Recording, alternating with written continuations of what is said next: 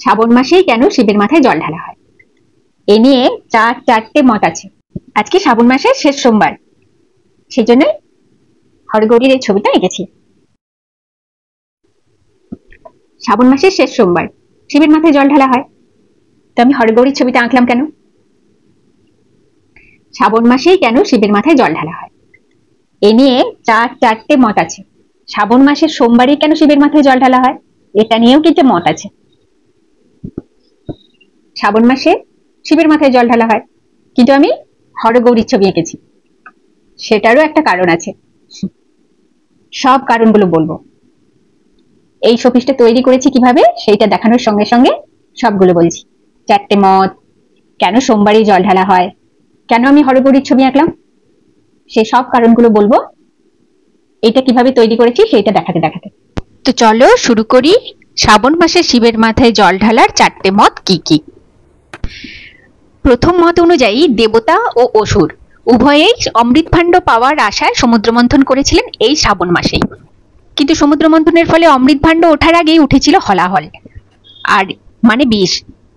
এই বিষ সারা পৃথিবীকে ধ্বংস করে দিত, সেই কারণে দেবাদিদেব মহাদেব তার কণ্ঠে এই বিষকে ধারণ করেন, কিন্তু বিষের জ্বালায় উনি ছটফট করছিলেন, সেই কারণে ওনার মাথায় জল ঢালা হয়, আর তারপর শিবের বিষের জ্বালা কমে যায়। তো মনে করা হয় যে শ্রাবণ মাসে সেই কারণেই শিবের মাথায় জল ঢালা উচিত। এটা প্রথম মত অনুযায়ী।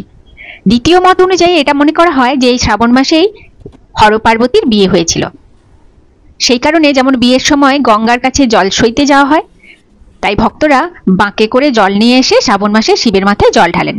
তৃতীয় মত অনুযায়ী মনে করা হয় যে শিব হলেন বজ্রের দেবতা রুদ্র, আর যেহেতু বজ্রের দেবতা তাই ওনার আন্ডারেই হলো মেঘ বৃষ্টি এইসব, তাই ওনাকে তুষ্ট করার জন্য শ্রাবণ মাসে ওনার মাথায় জল ঢালা হয়। আর চতুর্থ মত হলো সব থেকে মজার মত, জাদুর মত।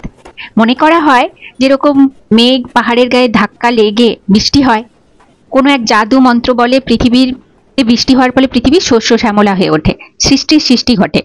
সেই কারণেই আদি দেবতা মহাকালকে তুষ্ট করা হয় শ্রাবণ মাসে, যাতে উনি ভুলে না যান, আর শ্রাবণ মাসে প্রচুর পরিমাণে বৃষ্টি হয় যাতে পৃথিবী শস্য শ্যামলা হয়ে উঠতে পারে। এই হলো চারটে মত শ্রাবণ মাসে শিবের মাথায় জল ঢালার জন্য। মনে করা হয় যেহেতু শ্রাবণ মাসেই শিব পার্বতীর বিয়ে হয়েছিল, আর শিব পার্বতী সোমবারেই একসাথে অবস্থান করেন, সেই কারণে সোমবার শিবের মাথায় জল ঢালা হয়, যাতে শিব পার্বতী দুজনকেই জল ঢালা যায়।